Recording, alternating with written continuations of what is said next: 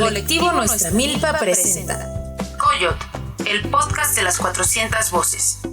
En colaboración con el programa social Colectivos Culturales Comunitarios 2021 de la Secretaría de Cultura de la Ciudad de México.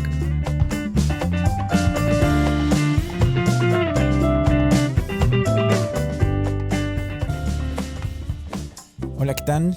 Muy buenas noches, ¿cómo están? Nosotros bien contentos de acompañarlos esta noche calurosa en La Chinampa, así le llamamos a nuestra queridísima Ciudad de México. Nos encontramos directo en el estudio de Iztapalapa, en la casa de la compañera Brenda, para compartirles el día de hoy unas bellas palabras llenas con todo nuestro cariño. Con mucho gusto, el colectivo Nuestra Milpa se presenta nuevamente el día de hoy. Aquí tenemos la presencia de nuestro compa Rainer y su servidora Jessica, que estaremos platicando una vez más un poquito acerca de la cultura y específicamente de las expresiones culturales de los pueblos originarios de Coyoacán. Y estamos muy emocionados pues de continuar platicándoles, como decíamos en el episodio anterior, sobre este tema que nos da mucho gusto y mucha emoción de poder compartirles una vez más. Así es, Jessica. Nosotros observamos que en los pueblos originarios de Coyoacán, la vez anterior comentábamos el caso del pueblo de la Candelaria Chinampa Macuitlapilco, con la expresión particular del calpulli, la danza mexica que se practica en ese lugar. En esta ocasión estaremos hablando sobre otra expresión cultural que se da en uno de estos pueblos. Se trata de la rezandería.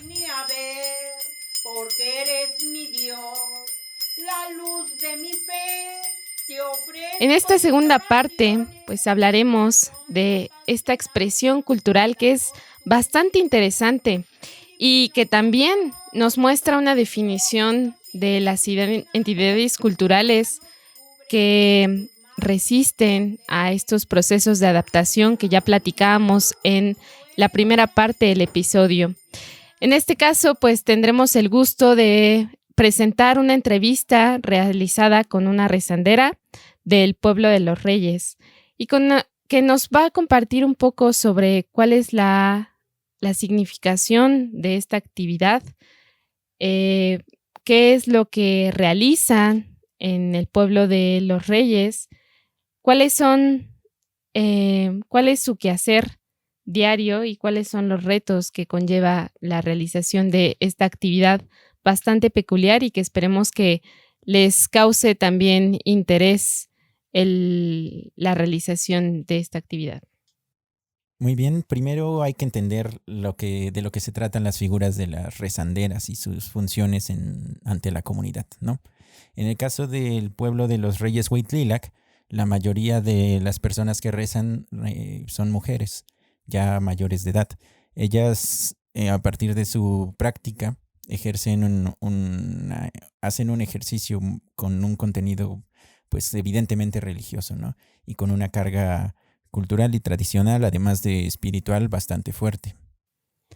Además que algo bien interesante es que estas mujeres, con su actividad que es la rezandería, pues acompañan a los habitantes en fiestas patronales o también guiando los rosarios, ya sea al velar a los difuntos, ayudando como cotidianamente le dicen, el buen morir, o también visitando a los enfermos para procurarles un rezo y para alentar a que se pongan mejor, a que salgan adelante. Y esto lo hacen de una forma muy distintiva, que puede ser, por ejemplo, por medio de canto, de plegarias, rosarios, ya sea también valiéndose de un libro de oraciones o desde su ronco pecho, desde todos estos cantos y trabajos que han llevado, que desde su propio sentir, desde esa herencia que ya llevan trabajando de muchos años, ¿no?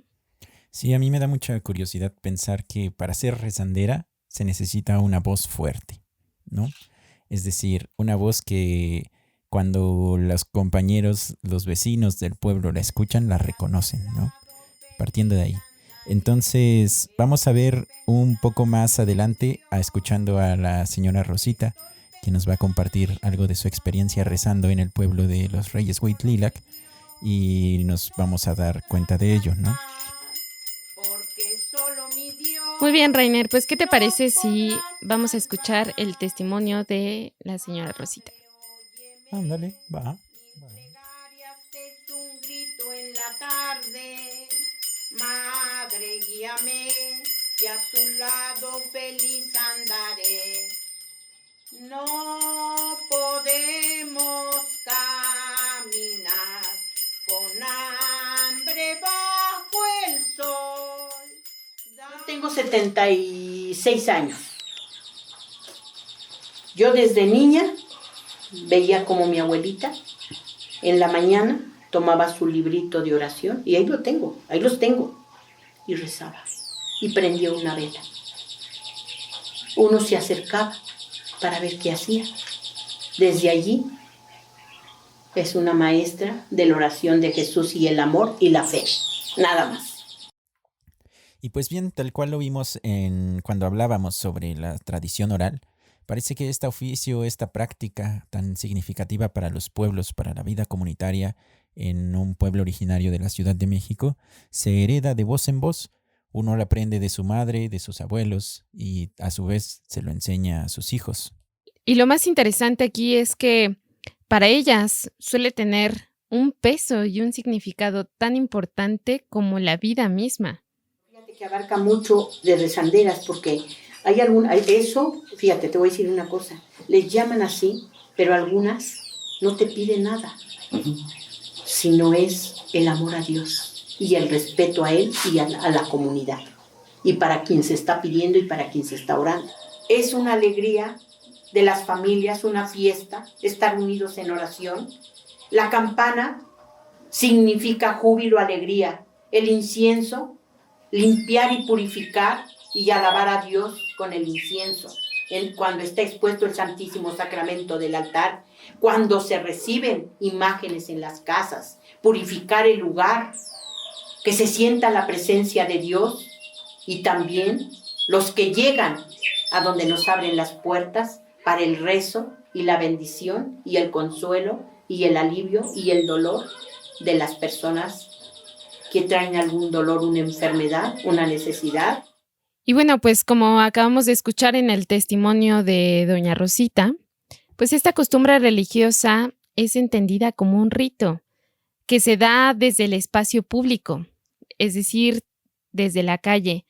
Es una procesión que inicia con rezos y cantos acompañados con ciertos elementos como son elementos musicales, como es la campana, hasta llegar a estos espacios íntimos o privados, como podríamos decir de alguna forma, ¿no? Es decir, hasta llegar al hogar, donde se les espera a las personas que van participando en estas actividades, en estos rituales, se les espera con imágenes que son propias de la religión, en este caso el catolicismo.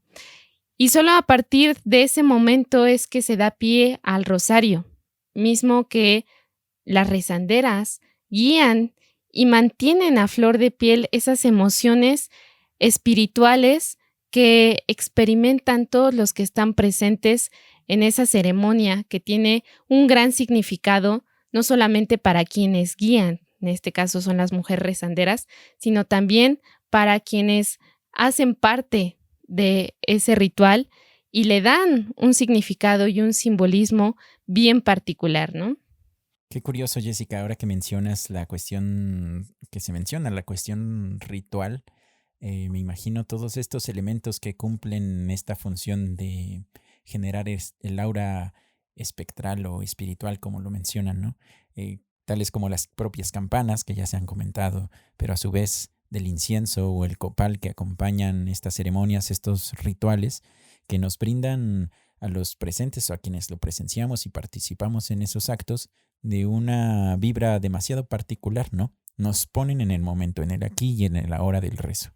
Y eso es algo, yo pienso, bastante significativo para las personas que comparten esos sitios, esas expresiones culturales, y más en un sentido comunitario como lo es en las cuestiones de los pueblos originarios, ¿no? Y es bien interesante esto que comentas sobre los elementos, Ray, porque pues cada uno de ellos cumple un propósito específico que en muchas ocasiones pues está determinado por la religión misma, ¿no? Sin embargo, en el testimonio de doña Rosita, pues nos podemos percatar de esta significación tan particular que tiene para ella, ¿no? Por ejemplo, podemos destacar el uso de la campana y los cantos, ¿no? Que para ella representan una vinculación con Dios que le permiten tener una cercanía no solamente con Él, sino también que representan, por ejemplo, bendiciones que se da pues a los hijos o que se da a las personas con las que está compartiendo estos cantos y estos rezos. También, por ejemplo, tenemos el caso del incienso, ¿no? Que tiene una significación y un simbolismo bien particular. O el caso de las imágenes, que pues sabemos que en el caso de los pueblos originarios tienen otro simbolismo bien particular, porque no solamente son imágenes que están presentes en un lugar específico, ¿no? Porque como podría ser la parroquia, ¿no? O la iglesia del pueblo, sino que también son imágenes que se comparten entre las familias, entre las personas, y por ello eso hace que cumplan con un simbolismo y un sentido que a las personas pues les ayuda a pues a darles un acompañamiento. Claro, una sensación de alivio, ¿no?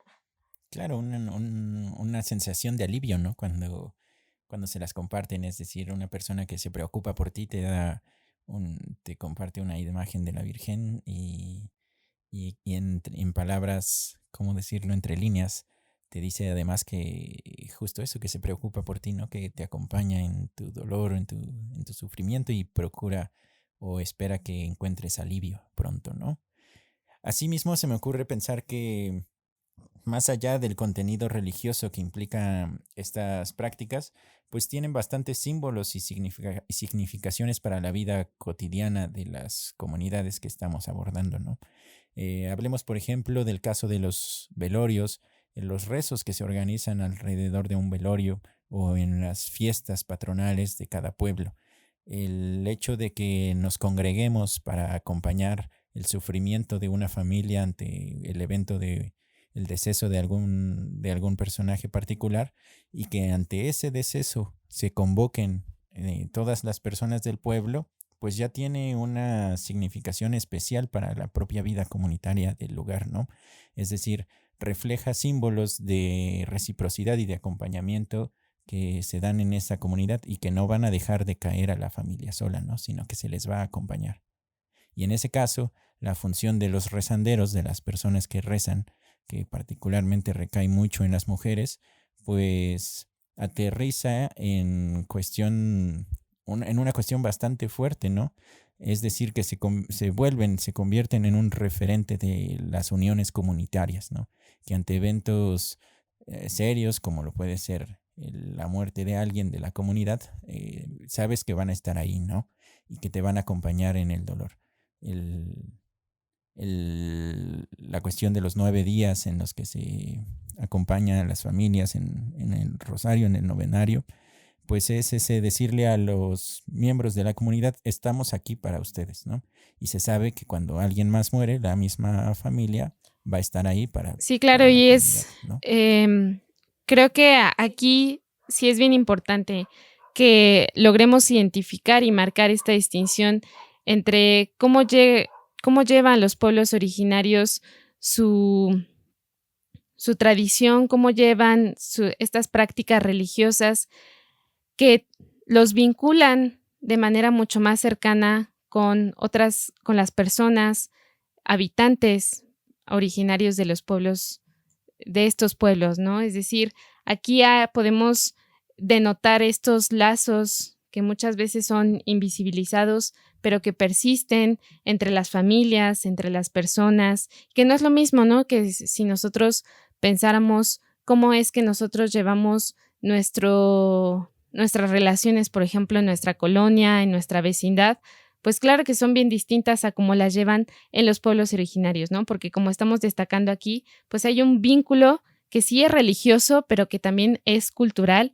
y que une a las personas, pero que además las ha unido a lo largo de varias generaciones y cada vez puede que pues sí se profundice, pero a la vez puede que tal vez algunas de estos vínculos y estos lazos pues se vayan diluyendo por cómo es que se han adaptado a las condiciones de vivir como un pueblo originario o como habitante de un pueblo originario en una ciudad monstruo como es la Ciudad de México, ¿no?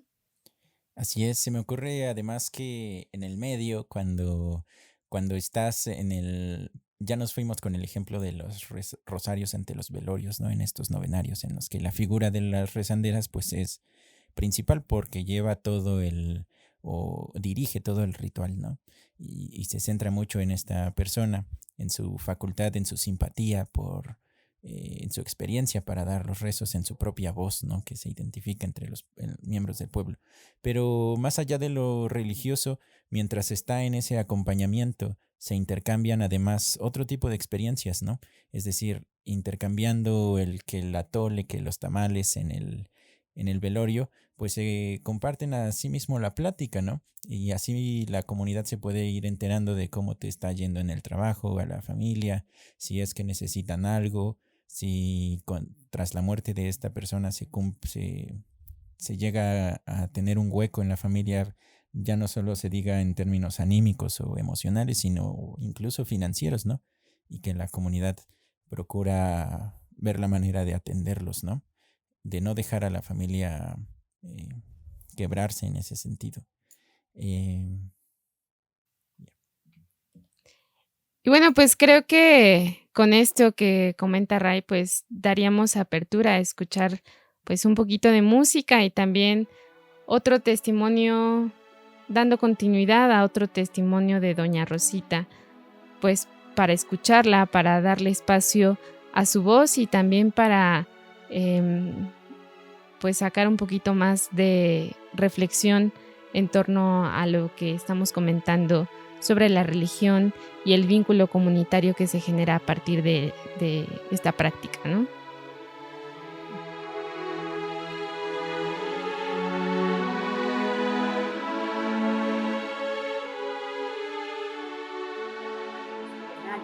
Y andar peregrinando en la calle con el Señor, con los rezos, con los cantos, y que ya te están esperando en las casas las otras familias para recibir la imagen, donde escuchas el júbilo de alegría que ya llegó la imagen. Y buenas noches, esto y lo otro. Y se empieza el rosario, que muchas veces hasta los mismos sacerdotes se niegan. Y es el pueblo el que hace la oración. Por eso te vuelvo a repetir. La palabra del pueblo es la de Dios, la de Jesús. Y eso te motiva a una alegría que solamente el que la siente, y Él se hace presente, porque eso es, Él se hace presente. Toma tu boca para que sientan la presencia de Él, y toda la gente que está ahí se relaja y dice, me siento bien. A mí me buscan. Oye, Rosita, como ahorita que el Señor, por lo de esta epidemia, no ha salido, vienen las personas mayores. ¿Cómo estás? Como, bien, abuelito, ustedes también están bien. Así como van niños que se les cuida, así van personas mayores. Con dolor, con todo, y en el camino sienten el consuelo y el alivio. ¿Por qué? Dios es el médico, es la salud, es la vida. Es lo único que te puedo decirles. Nadie, sí, es un rito. Y te voy a decir una cosa. Vino una señora de Hidalgo. Estaba expuesto el Santísimo Sacramento, que iba a ser la festividad de los Reyes. Y llegó, trajo su incensario y hizo un rito, una oración, porque ella me dice, no, rito y real. Y le hizo oración a los 4 puntos cardinales, estando expuesto el Santísimo Sacramento y yo rezando el rosario. Hasta que terminé ella, se retiró para acá. Y yo, pues yo vi que no era de aquí. Entonces yo cuando terminé le digo, oye, tú no eres de aquí, ¿verdad? No, dice, yo vengo de Hidalgo. Pero algo me jaló como ola. Nunca había entrado a la iglesia. Yo pertenezco a una danza azteca.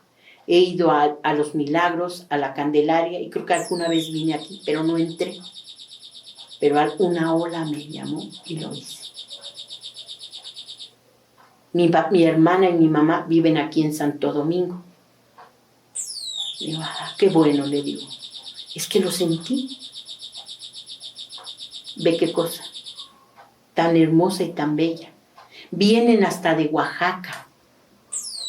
Me ha tocado que vienen, hacen un grupo, oración con sus velas y todo. Y bueno, pues con este testimonio que acabamos de escuchar de doña Rosita, podemos resaltar que es interesante entender cómo es que los pueblos han buscado de maneras muy distintas e inclusive creativas, podríamos decir, resistir y también adaptarse a la dinámica de la ciudad, ¿no? Vemos cómo a través de estas prácticas comunitarias, pues han buscado vincularse e interactuar con otras personas y con otras comunidades que no necesariamente pertenecen al pueblo o que no necesariamente comparten la misma visión del pueblo, ¿no? Entonces, pues esto nos hace pensar que los pueblos originarios, más que ser comunidades cerradas a cualquier tipo de intercambio, ya sea de saberes, de prácticas, de formas de entender el mundo, pues son comunidades que se han ido transformando, ¿no? Con este ánimo de adaptarse y de resistir y de dar a conocer sus prácticas, pero a partir de diálogos que se generan con otras culturas o con otras comunidades, ¿no? Entonces podríamos afirmar que el diálogo intercultural ha sido clave en esta reconfiguración de las prácticas y de las relaciones que se dan tanto al interior como al exterior de los pueblos.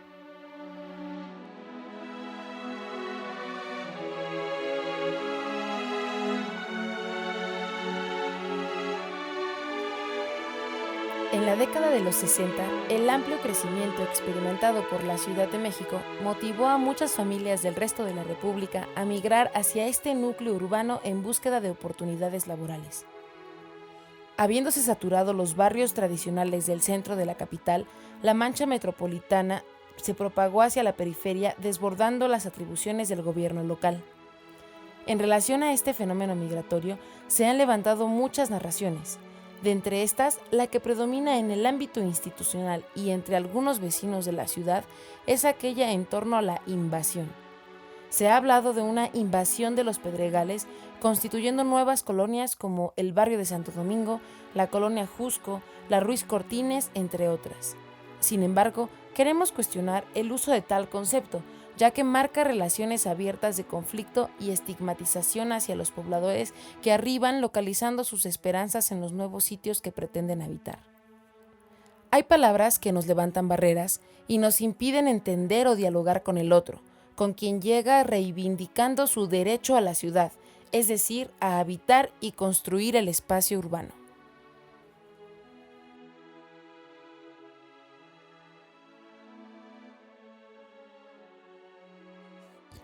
Y bueno, pues asimismo es bien importante resaltar que por ello entendemos a las culturas urbanizadas como esas culturas siempre en construcción, ¿no? Es decir, no solo porque ya se les haya incorporado a una dinámica citadina o de la ciudad a lugares que antes eran o siguen siendo pueblos, pero antes más apartados de la mancha urbana, después de que se les traga, pues es un proceso que sigue, que continúa construyendo su interculturalidad, ¿no? Por ello lo nombramos a partir de esa idea de culturas urbanizadas, que refiere a esos procesos constantes de transformación y además de reconfiguración de sus prácticas comunitarias, también que se dan a partir del intercambio, no solo entre otros pueblos u otras culturas, sino desde al interior de sus mismos pueblos en cambios intergeneracionales, ¿no? De generación en generación. Lo que pensaban los abuelitos y cómo hacían los abuelitos sus prácticas religiosas no es la misma manera en la que la asumen las nuevas generaciones, ¿no? De las personas más jóvenes. Y eso pues también implica, además de continuar con la transmisión oral de sus prácticas culturales, pues la propia transformación de las mismas, ¿no? Y de la propia cuestión de la tradición oral se va modificando, se va adaptando, va agarrando nuevos tintes, nuevos contextos. Pero bien, de la propia voz de doña Rosita podemos dar cuenta de cómo la práctica de la rezandería se va resignificando con las nuevas generaciones, ¿no? Ella nos va a contar un poco de ello. Entonces, vamos a ver. Adelante con doña Rosita. Ahora sí, como te vuelvo a decir, la voz del pueblo es la voz de Jesús. No te obligaban a nada.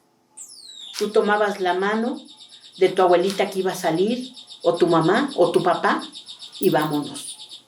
Porque entonces así de que, ven, te vas a hacer, que es una obligación que te están obligando.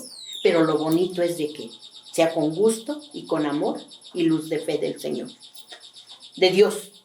Bueno, yo es lo que yo te puedo decir. Así era. Nunca obligaron a nadie. Tú eras el que y teníamos aquí sacerdotes para preparar a los niños de la primera comunión, a los papás, los que iban a hacer la primera comunión, eran sacerdotes. Y los sacerdotes venían a dar el catecismo. Y el día que se celebraba lo más grande, que ibas a hacer tu primera comunión, ellos te regalaban lo que ibas a vestirte de blanco, y a los niños también. Y aparte estaba una mesa preparada donde había un pastel, un chocolate y gelatinas, sin obligar ni a los padres ni a nadie. Jesús te estaba dando eso por ser familia de la fe de Dios. Y deja de eso, si ahorita están mis sobrinitas, a los 5 años, fíjate, la subieron al andar, y mi hermana le preguntó, oye hija, ¿qué sentiste el estar a un lado en la anda del Señor? Ella dijo, una grosería, y fíjate lo que ella menciona del Señor. Jesús es el más bueno, siempre nos salva. Y tenía 5 años. Señor, tu corazón es un paraíso que Dios creó. Sé que he pecado, Señor, pero tú me perdonarás. Voy contigo en la caminata y en mi corazón siempre, Señor, y en mi corazón siempre. Y una niña de 5 años, ahorita tiene 6 o 7. Paloma blanca, luz que ilumina nuestro camino, el Espíritu Santo. El Señor que nos levanta todas las mañanas con feliz alegría. Y nadie la aconsejó, ¿eh? La otra, Jesús y la Virgen están con nosotros en todas partes y jamás nos olvidan. Ahorita nomás para que oigas cómo se expresan de Dios. Cuando lo sienten, ¿eh? Eso es bonito porque ya son unas niñas. ¿Sí? Y se lo preguntó, ya lo traen. Bueno, Jessica, a mí me llama mucho la atención también una frase con la que durante toda la entrevista escuchábamos mucho a la señora Rosita expresándose, ¿no? Y ella tiene bien claro cuando dice que la voz del pueblo es la voz de Dios, ¿no? La voz de Jesús. Y a mí me parece que se refiere de entrada a la manera en la que el pueblo en general, no solo en los Reyes Hueytlilac, sino la gente de a pie, como simples mortales como nosotros, nos apropiamos de la religión y participamos de manera activa en la construcción de la religión como una expresión cultural de entre muchas otras, ¿no? Que nos atraviesan. Y esto marca un referente bien puntual, sobre todo en la práctica de la rezandería, ¿no? Es decir, que la propia comunidad puede asumir prácticas religiosas más allá de la institucionalidad católica. Este ejercicio del rezar en festividades, en los rosarios, los novenarios, dentro de ciertas comunidades, lo ejercen personas que no forman parte de la estructura, digámosle, institucional de la fe católica, ¿no? Sino que son gente como nosotros, vecinos que habitan en el pueblo y que con su hacer, con su experiencia, con su fe, con sus conocimientos, se ponen a disposición de la comunidad para lo que ocurra, ¿no? Para lo que se preste, pues. Y eso, pues, como ya vimos, cumple relaciones comunitarias o funciones comunitarias bastante puntuales y que de entrada pueden sí, de algún modo, marcar cierto grado de conflictividad con esta estructura o institucionalidad católica que ya referíamos, ¿no? Para empezar, porque es probable que muchos padres que seguían o sacerdotes que seguían a partir de las normas institucionales, pues vean, no voy a decir con mal ojo, esta práctica de la rezandería, ¿no? Pero que sí marca alguna, como decíamos, grados de conflictividad respecto al grado en el que las comunidades asumen y participan de manera activa en la construcción de su religión, ¿no? No todo el tiempo dependiendo de lo que diga o no diga un sacerdote.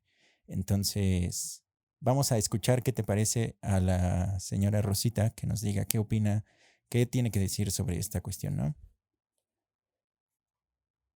Yo recorro con él sus pueblos. A donde llega o sale, yo rezo, toco la campana y le ofrezco los cantos y se unen los pueblos en los cantos y alabanzas a Dios y a la Virgen. En algunas familias se han alejado por la forma de proceder de los sacerdotes. El sacerdote llama a los niños, escuchan ahora sí de su preparación como son apóstoles del Señor, y así los niños llegan. No nombrar a otras personas como ministros para que ellos se encarguen de enseñarles a los niños cómo es, porque hay veces que no se siente. Un sacerdote es entregado a Dios y para sus niños y hasta para uno como grande. Que se sienta la presencia y la palabra de Dios.